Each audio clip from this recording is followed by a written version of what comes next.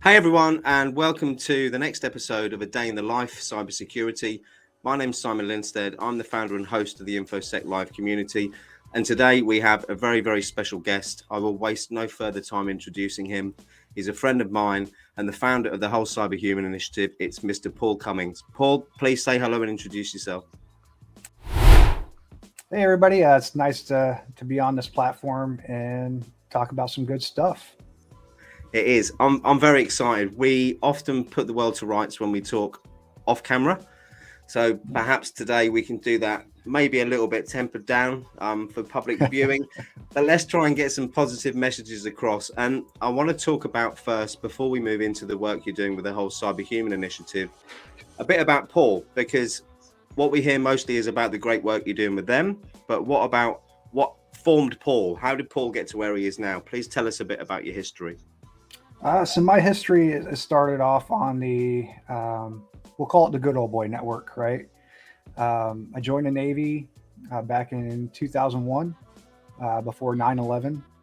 And based on my ASVAB score, they were like, hey, you'd be good for IT. And through that conversation, it was, what do you know about computers?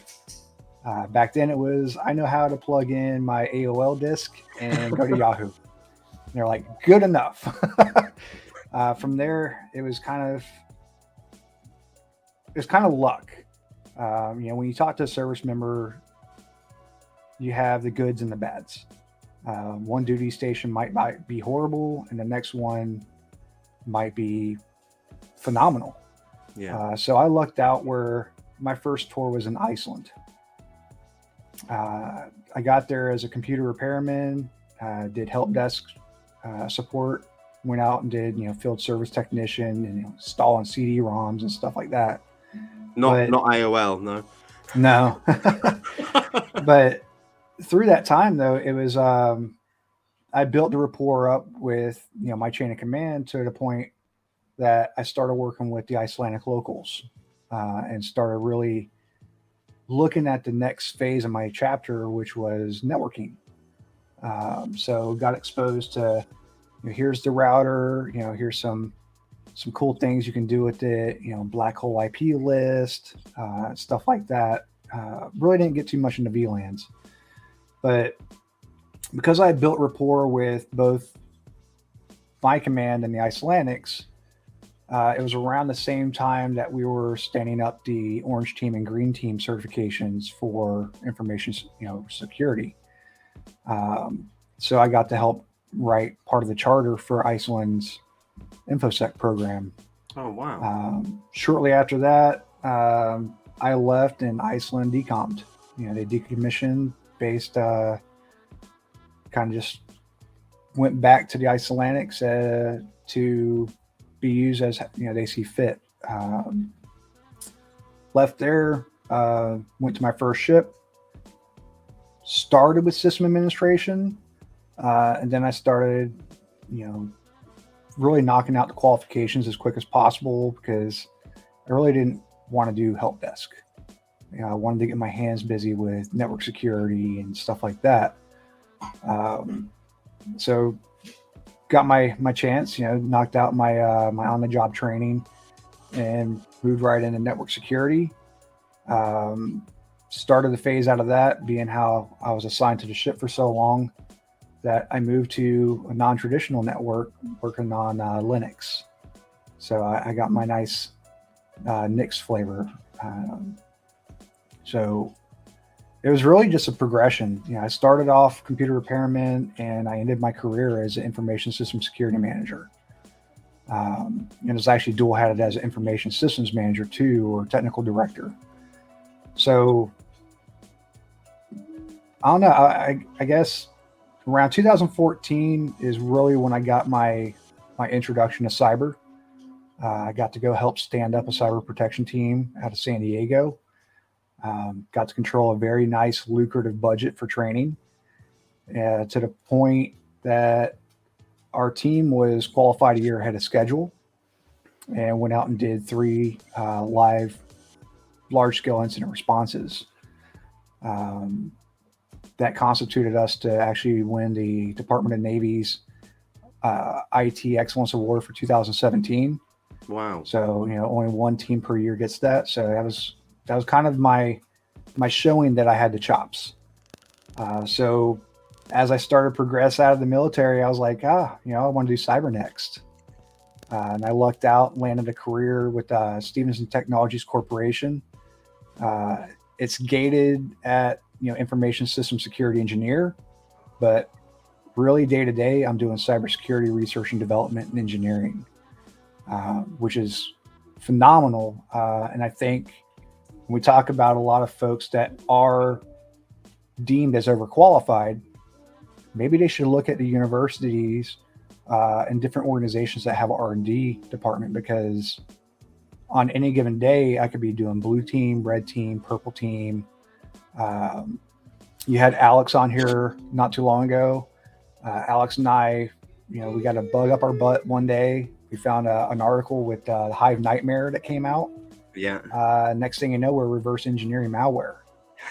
So, it's kind of like, it is definitely the jack of all trades job, which is something I truly like, because I'm a busybody. I like to get my hands dirty, which was bad because when I was actually applying for roles ahead of time, I was getting rejected because the first thing on my CV or resume they seen was a decade of leadership.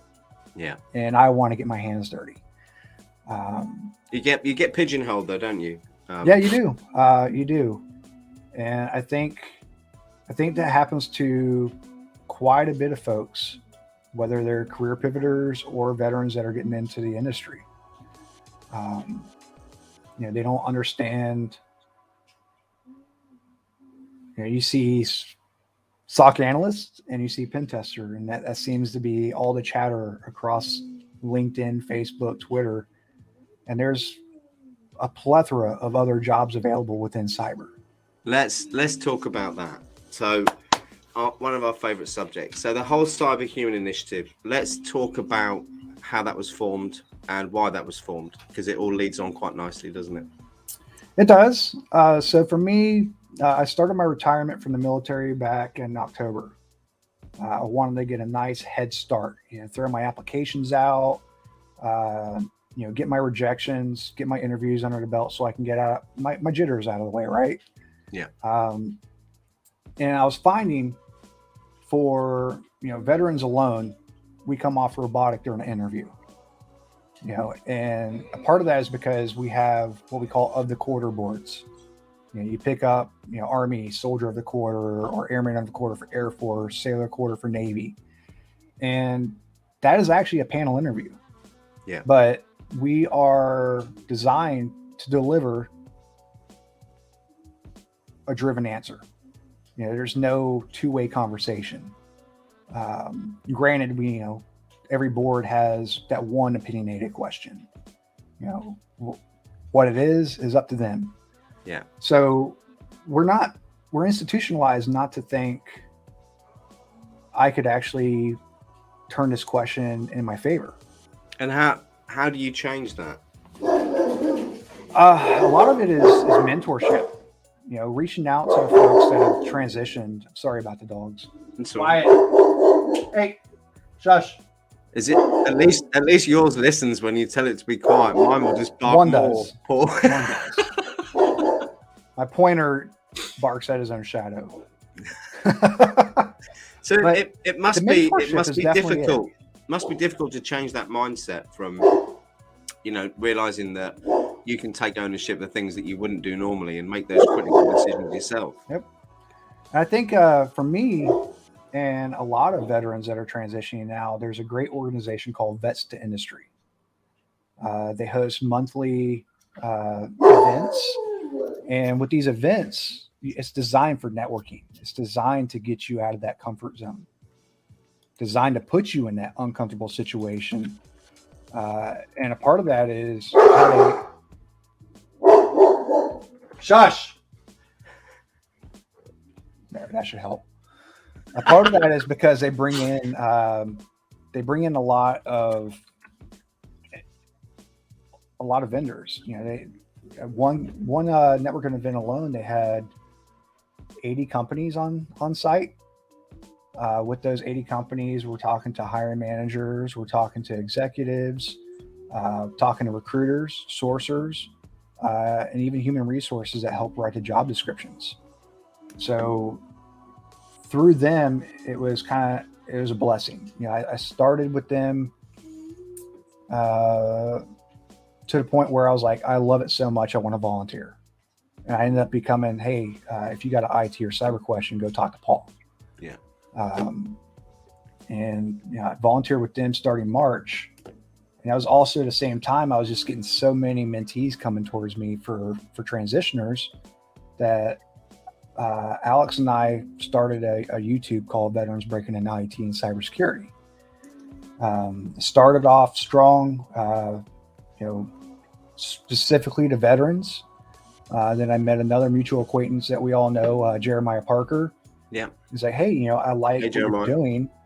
Would you like to come help me moderate and mentor a Discord server? I was like, sure, absolutely. And upon joining, that's when I really start to get the career transitioners also had the same issue, right? So with that notion, upon episode 3 of our mentor session, we started bringing in civilians. So these mentor sessions, we were bringing in 10 to 12 industry professionals, all walks of life. No standard SOC person, no standard pen tester person. And you're really getting them to understand that, hey, you have imposter syndrome, suck it up. Everybody has it. Yeah.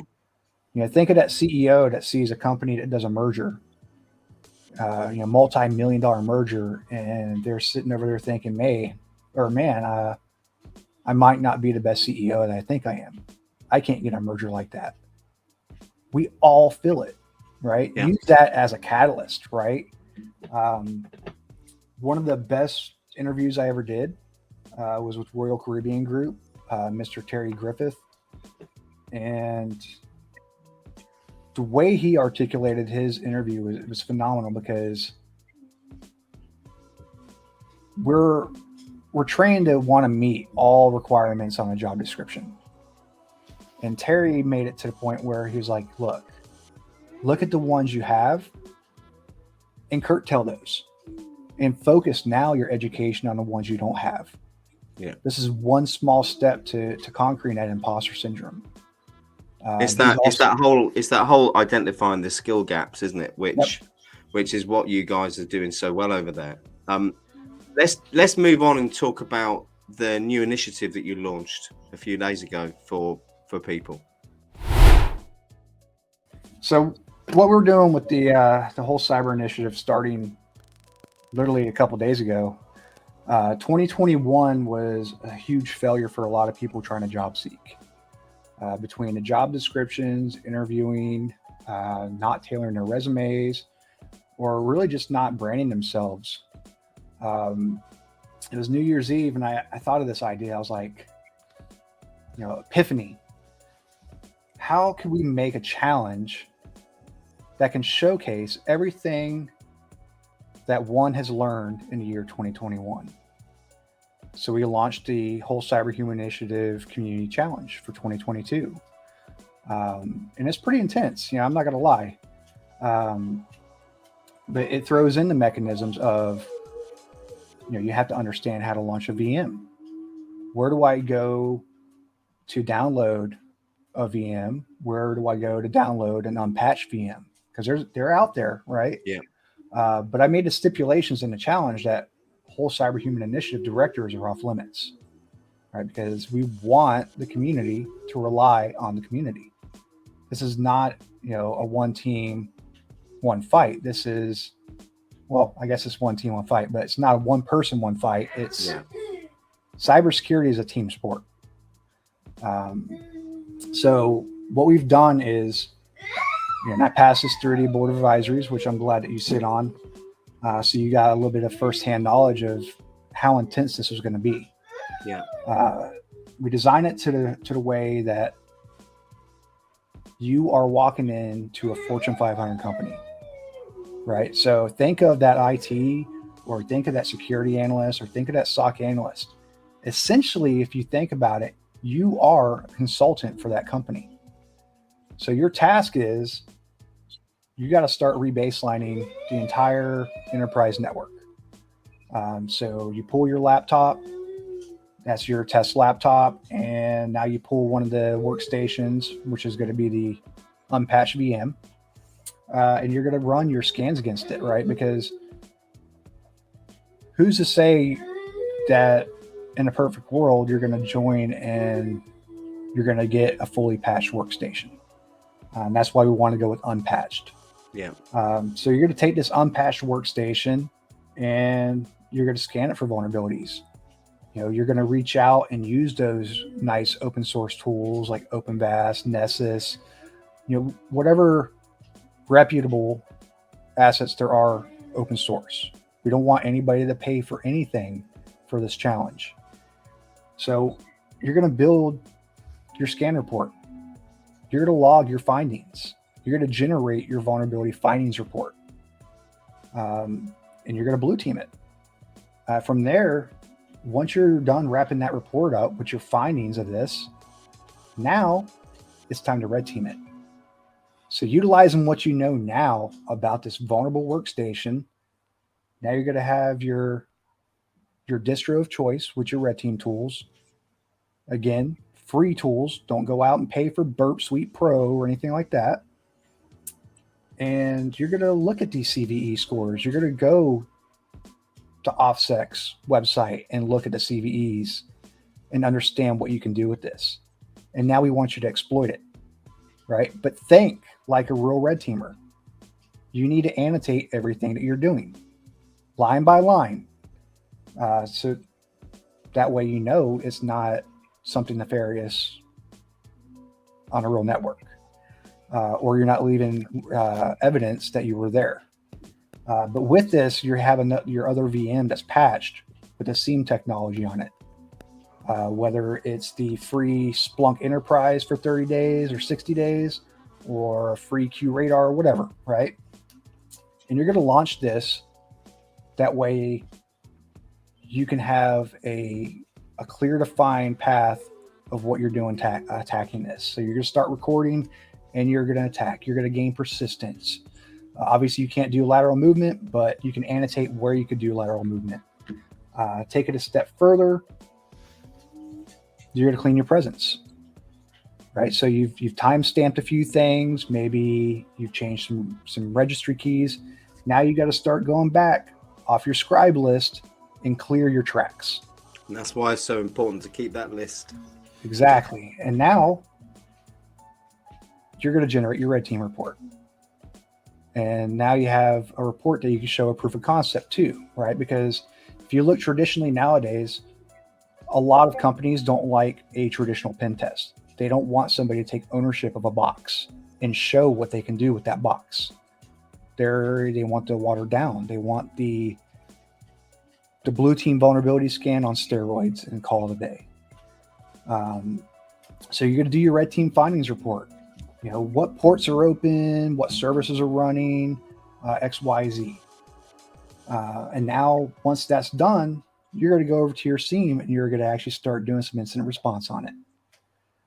So you do some incident response, you find everything that you've done on this while it captured traffic, from you starting your exploit down to cleaning your evidence.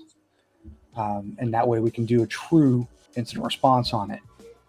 So with this, you're going to use your FTK or your autopsy or any other free digital forensic incident response tool.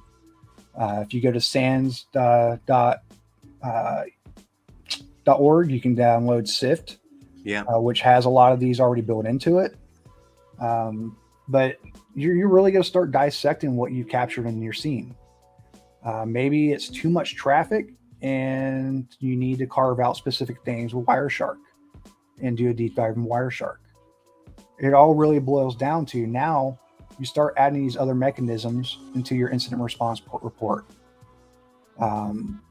So that has blown me away for two reasons. One, I haven't done any playing around with those tools myself for over a year, and it's got me really, really excited. But secondly, you must have some employers lined up for these people once they've gone through that, because what an amazing demonstrator of applying everything that you've learned in a situation.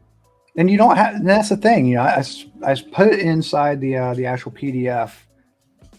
Be creative, right? You don't have to, we're not expecting somebody to come out right out the gate and have their blue team report, their vulnerability report, their red team report, their incident handler report, their forensics court case report, because we want to go that far too, and then the GRC report, right? It's a lot to take on, right? And this is why I wanted to start it so early in the year. You know, give a lot of people a chance to really redefine all the skills they learn to brand themselves really well. And you're absolutely right. You know, there was actually one company said that, you know, anybody that completes a part of this challenge, reach out to me. And then they also stated, I am going to do this challenge. Yeah. And when I established a challenge, I threw the gauntlet down, you know, from entry level all the way to C-suite. You know, if you're C-suite and you want to start redefining, you know, getting your fingers back in the battle station mode, you know, maybe you do it. Maybe you grab one of these entry level candidates that are doing it and you build them up, build your successor. Who's going to replace you in the next, you know, 5-10 years? Well, I'll tell you what I'm thinking. I'll tell you what I'm thinking, Paul. I'm thinking I've got a community of 2,100 people who've all got different skill sets. And we so need to get a team in place for this, like yesterday. So when we jump off this call and we stop recording, I'm going to go and create my own army of people to go through this, because it is so exciting. Do I win a prize if we win? That's the thing. I initialized or solicited a request for so many different companies and organizations. You know, obviously it's at the whim of the LinkedIn math algorithm of 10% C. So I'm hoping that, you know, as people start saying they want to take the challenge, that more and more company CEOs, CSOs, CIOs, CTOs, CISOs, directors, hiring managers, whatever, hopefully they see it and they're like, because granted, the whole cyber is unfunded and we're still waiting for our tax exempt status, but sponsor doesn't necessarily mean monetary. No. The way I put it was, why don't you, if you're one of these big conglomerates, sponsor a job? You know, because at the end of the day, you know, if you can have somebody articulate this, it speaks highly of that person. And then, like you said, right, 2,000 people that would be hungry to do this. If there's 600,000 jobs per CyberSeek that are unfilled, let's start making a dent. I think for me, it's about social proof. I love that term, but it's so relevant to this, because a resume is one thing, you know, demonstrating your rankings on different systems is another thing, but coming up with a report or multiple reports that show that you've applied the knowledge you've learned, you can document it, and then you can report back on it, is, in my opinion, better than any of the interview processes I know of that go on at the moment. And the industry, well, it's not gonna defeat the interview, and that's understandable, right? Because you still have a culture fit, yeah, and you still have that negotiation interview. And I think that's where, as a community, we can really start driving home. You know, why don't you advertise your salary ranges? Why are we relying on Glassdoor with outdated information? Let me talk about salary ranges. So, for anyone who knows me, they will know that I'm looking for a job right now. So I want to join an organization where I continue doing what I'm doing, which is helping people and basically talking a lot like I do every day. And the problem I've got with that is twofold. One, I'm not convinced a job actually exists. But secondly, all the jobs I've looked at, bar two, none of them has shown me what the salary is. Now, For me at 47, this is a completely alien thing because one, I haven't looked for a job for probably 20 years. So I'm a little bit out of date with what information you get. But I had this conversation with someone in the community the other day where I think they thought I was arrogant, because my point was, why am I going to apply for the job if I don't know whether it's going to feed my family? And I thought that was a relevant point. But apparently, you've got to show that you want to commit and work for that company before you know that. Well, I've got something to tell these companies. They are missing out on a load of talent because people are not applying for these jobs. And I've not applied for several jobs that I know I'd be really good at for the simple reason the description's too wishy-washy. And I'm not going to send the same resume off to every job. 2 reasons. 1, I haven't got one. 2, I want to make it personal to each one that I apply to. And for me, that means it's going to take me an hour, 2 hours maybe to do that application. So why would I waste 2 hours of my time applying for a job where I don't even know if it's going to pay my bills or not? So or is this me being arrogant? Something that really resonates with me personally. I know you've seen it within InfoSec. I know we've seen it in ESDN Discord. We've seen it on LinkedIn. It's like you said, right? You want to be intimate with that job that you're applying for.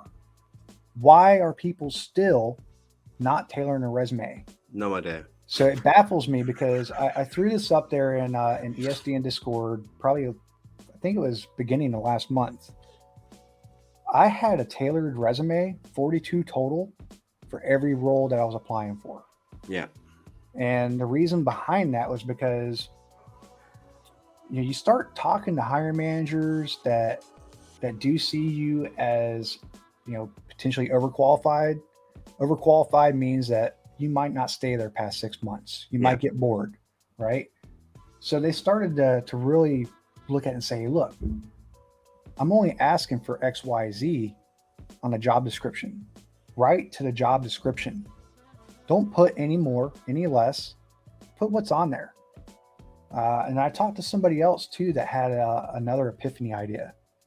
When you create this job description, assign a salary range based on barely meets the qualification all the way up to what this person brings to the table. Because, if we're shooting for that golden 70% of a job description, that should be an understanding, knowing that if you can only meet 70%, don't go in there demanding a higher salary.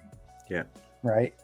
That way you get that clear defined presence of, man, if I knocked out 100% of these job requirements, this is my ultimate end game. And then another thing too is nobody asks for feedback. And I think it's a mindset of, I've heard it both sides, right? I heard from one hiring manager that they don't like people that ask feedback. Specifically a question, what could I have done better in this interview? Because that's a turnoff. It shows a lack of confidence. Instead, ask those questions. Hey, what's the next 6 months looking like for your organization? I asked a good question today. I had an interview this morning with a firm for a sales position, and it wasn't a planned question. It was a genuine one, but it also demonstrated a lot about where the company is as well, because I asked the question, had you taken me on last week and today was my first day, what would I be doing? And it might be a bit different for a company looking to expand into sales who haven't been, because I don't think they really knew what that job role was. And whilst that was a sales position, not a cyber one, perhaps, I think you can relate that to a lot of the jobs we see advertised out there, not just on the freelancer sites where people are looking for a pen test when actually they need so much more than that. Or, let's not go into that. But I don't know. It's difficult, isn't it? It is. And that's another thing too, right? So you've been in marketing, you've been in business, and a lot of your coaching sessions, you talk about know the company. Knowing the company and forecasting where they're going to be at is going to be an ally. Absolutely. If you look at some of these companies that they're doing great things, look at the news chatter to see if they might have mergers coming up. because a merger might mean some more money. Yeah, or it might mean you're not having a job. It might mean you're not having a job in 6 months as well. That too, right? Yeah. And that goes the same with the contracts. People go out and get these DoD contracts, or they go out and get the contract to hires. A lot of those they're coming up to a phase of a project, and it needs somebody with that skill set for a now problem. And that now problem might not translate into a job after your 12 months is over, or 6 months. So I personally try to steer people away from it unless they actually talk to the company and say, is this something that is starting in phase 1, or am I coming in to clean up and maybe do web app pen testing or app pen testing, white boxing to put this product on a shelf? But it also shows, in that interview, if you say, I'm excited about, potential merger with XYZ, it shows that you've done your homework, because they're doing their homework on you. They're looking through your LinkedIn and your Facebook, and they're looking at your brand. Yeah. If you're just going on willy-nilly and doing a try hack me room and dropping a badge, that's just like the stupid freaking take a picture and post on what was that? Instagram. Food picture of the day, right? Where's my kudos? I'm eating healthy. It's like, no, give us some sustenance, right? Pay some homage to who created that chat or that room, who created that challenge. What did you know going into that? What would you have liked to know now that you've done it going into it? What tools did you use? What fluencies did you build? Exactly. If you had to pick 10 people right now to go and do this room, what level would you want them at? That's how you give back to the community. Yeah. You give it sustenance and you pay homage to those that are trying to help you. And that's what we do on this community challenge as well. If you're going out and you're soliciting help, let's say you get to the incident response part and you need to understand how to present the law, how to present in a court, pay them homage on, I had help from XYZ because I didn't know this. Which also shows that you're open to learning and listening as well, which I think too many people discount. Says me, who overtalks everyone, by the way. I don't know. I could probably go to battle with you. Well, we could have a good one, couldn't we?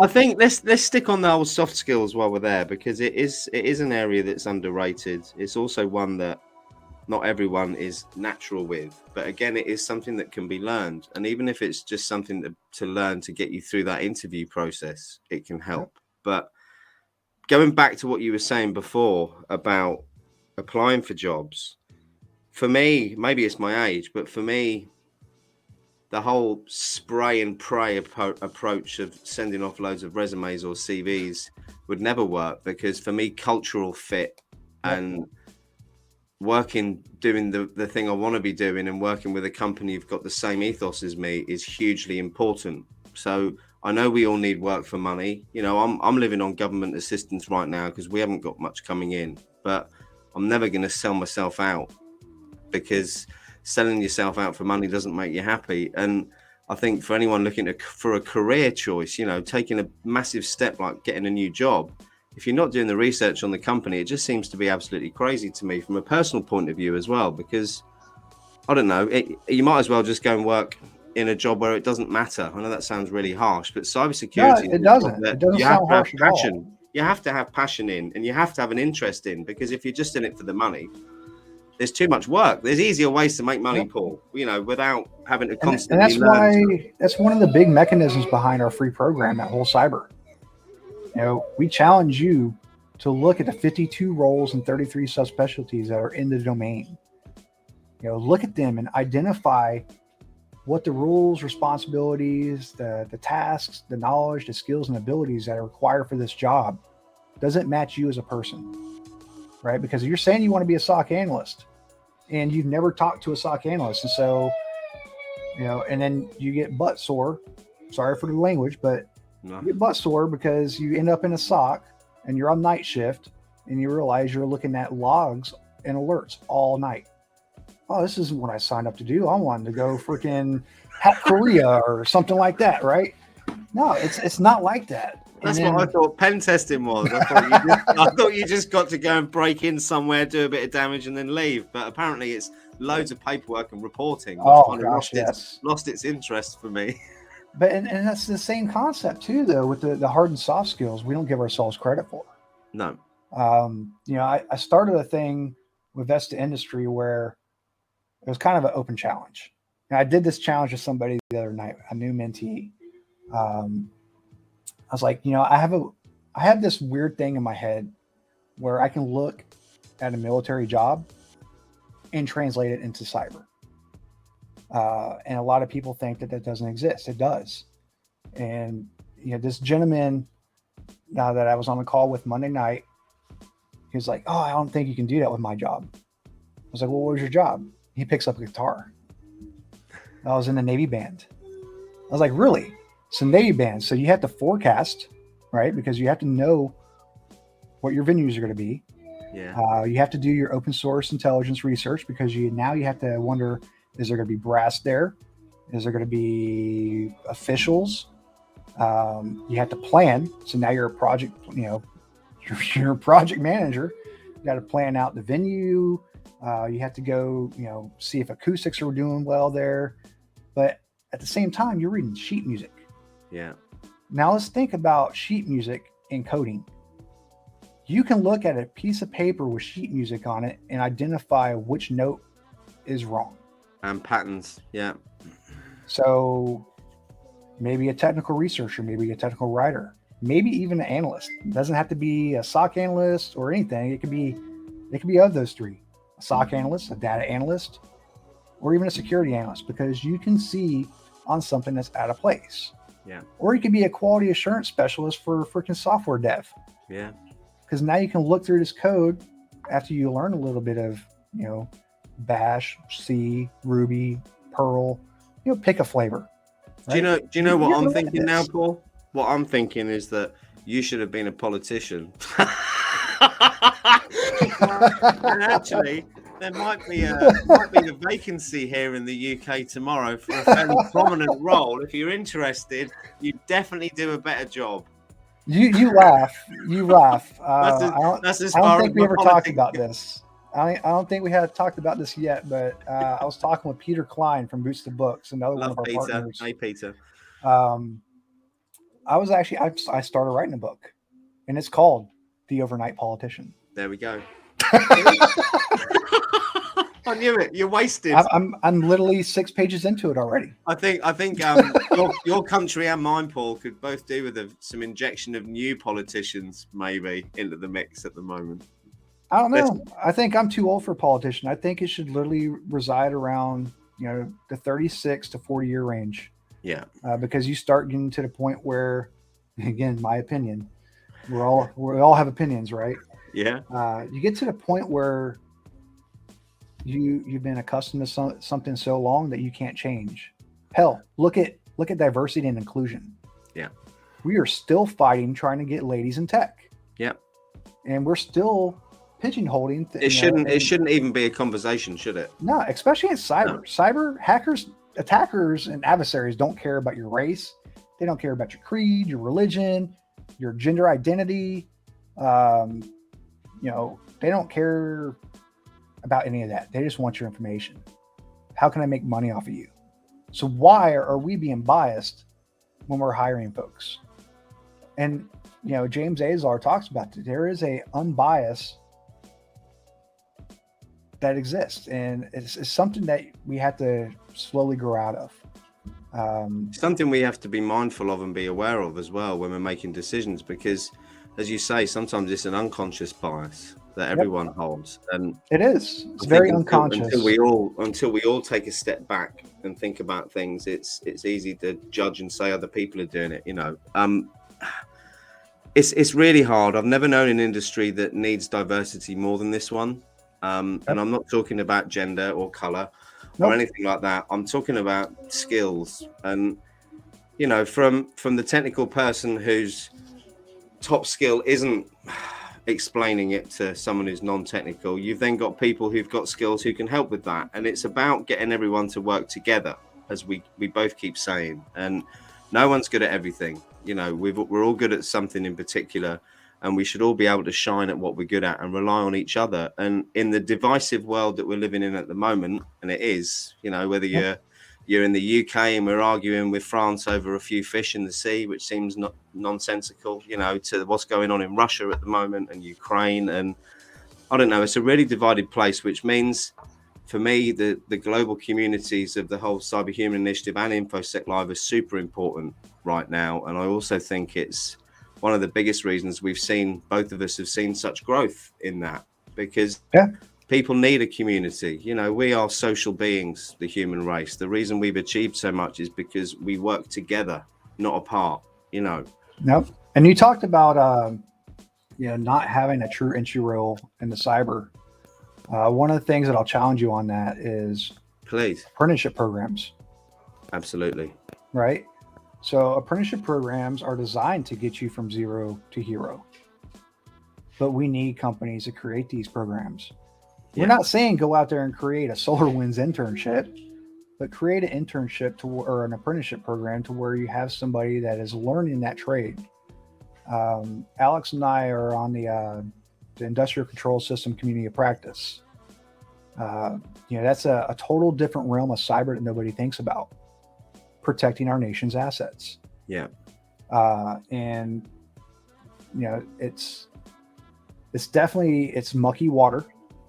You know, we have Department of Labor in the state, you know, US that does a lot of apprenticeship programs, but you know, maybe that cookie cutter style isn't good for somebody else, right? Because if we're talking about an oil company and I go do a DOL apprenticeship and I'm working on Siemens technology and they're maybe using Rockwell, what value did I bring as an apprentice to when I actually start?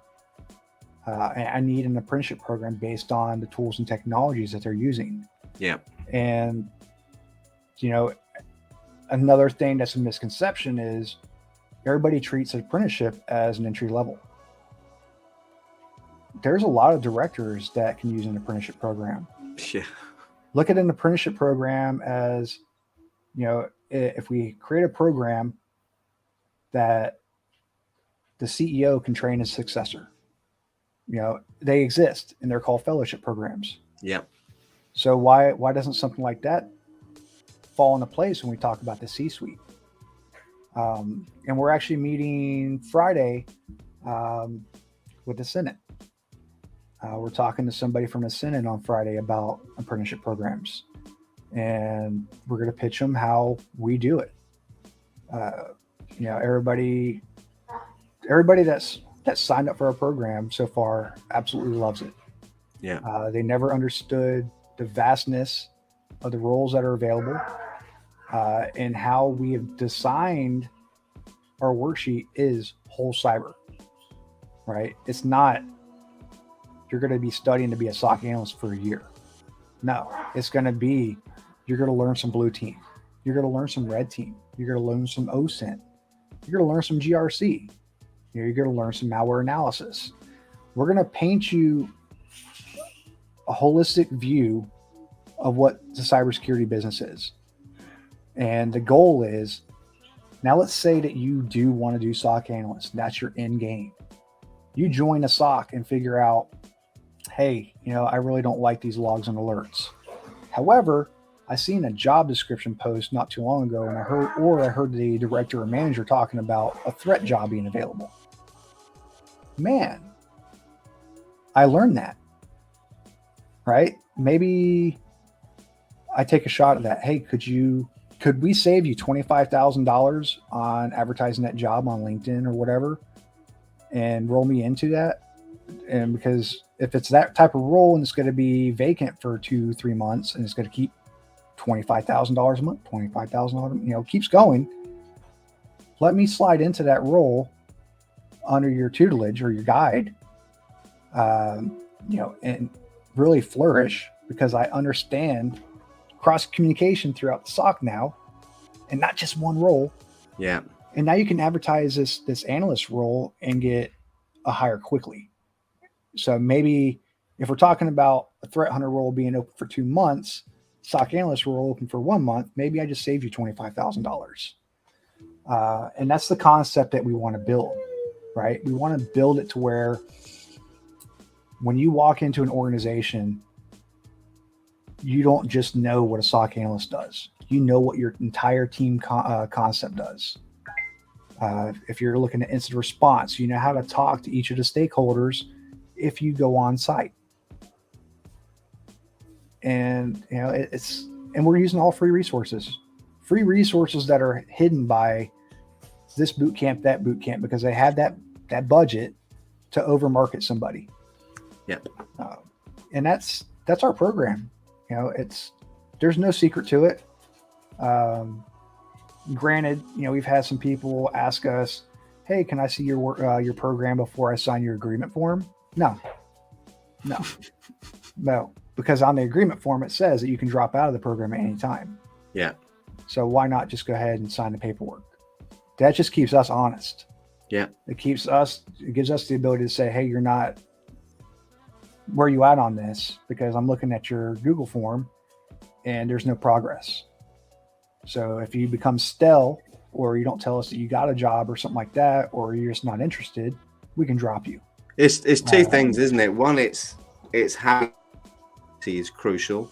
I think, especially for people who are doing things on their own, sometimes that is something that people don't have, and it's something that's really nice to have. And for those that aren't going to be accountable and aren't going to drop out, then why should you waste your time on them anyway? There's a queue of people who are queuing up to try and break into this industry. And I spoke to Mohammed. I won't pronounce his surname because I'll do it wrong, Mohammed, and you'll tell me off later. Oh, he's awesome, by the way. Oh, honestly, the guy's story. He's 19. He's got no certificates, but he's trained himself up from 14 years old. And that just goes to show there is a place for certificates. I'm not going to say there isn't, because there is. But equally, the whole industry has monetized this process of learning when none of the malicious actors out there have got any certificates. They can react that quick because they don't have to jump through these hoops that all these people are being made to jump through to get jobs. And that's what I love about it. I like that too, right? Because you said it, right? They jump to it. Yeah. Whereas we are reactive. Yeah. Oh, well, this happened. We need to write a new policy. Or, hey, because we don't know true offensive security, we can't hack back because we might end up hacking somebody else because we don't know how to really go hunt ourselves. Yeah. And I think that's huge, right? I think there was a post I commented on maybe it was last week. Grant Monroe, forgive me if you're listening and I butchered his name, Garrett. But they're talking about licensures for cybersecurity professionals. So are you going to sue that information system security officer because you got breached? It's like, come on now. Yeah, it's just an extension of the crazy litigious society that we live in, isn't it? Oh, absolutely. Let's not get on that one. We'll be here all day. Look, I'm conscious that we could literally talk all night. We've gone well over time, so I want to finish it off firstly by saying thank you so much for your time. It's been an absolute pleasure as always. But secondly and finally, how can people get involved? What do they need to do to reach you guys? Oh, that's simple. They can follow us on LinkedIn. They can go to our website, wholecyberhumaninitiative.org. Yes, it's a mouthful, but subliminally, you're learning it. It's true. We actually just started a clothing line through a veteran-owned organization called Proper Patriot, and all proceeds go to a money market savings account that we're going to turn into a scholarship program as soon as we start getting the flux come in. We're also looking for volunteers. Everything that we do is we built the entire structure where a volunteer can get their hands dirty in something. Yeah. And then, word of mouth. If you've been within a company for some time and you think that our program could benefit them, we're always looking to help, redefine somebody's workforce development model and growth model. So they're not meeting that plateau. It's also help address the problems before they arise. I mean, we see a massive rise in obviously regulated security work, but you've got to think over the next year to 3 years, we're going to see a huge increase across the board, and companies who aren't training up staff now are going to be in trouble if they stay behind the curve. So I definitely encourage any countries that are looking at upskilling their workforce to get in touch. Paul, it's been an absolute pleasure. For everyone who's watched, thank you so much for taking the time to watch us. Please help us try and monetize our InfoSec Live community by liking and subscribing to our videos on YouTube. It's one of the ways we're trying to retain our independence by not selling out to the man, I suppose is the way you'd put it. Because for us and for the whole CyberHuman initiative, the community aspect is hugely important, and for that to work, it's got to be free and it can't be pay gated. So thank you all so much for your support. Paul, it's been amazing. Let's give everyone a big wave. Amanda, we'll see you tomorrow live on here, another advisory board member for the whole CyberHuman initiative. Everyone, thank you so much. Paul, it's been awesome. Take care. Thank you. Have a good night. Thank you.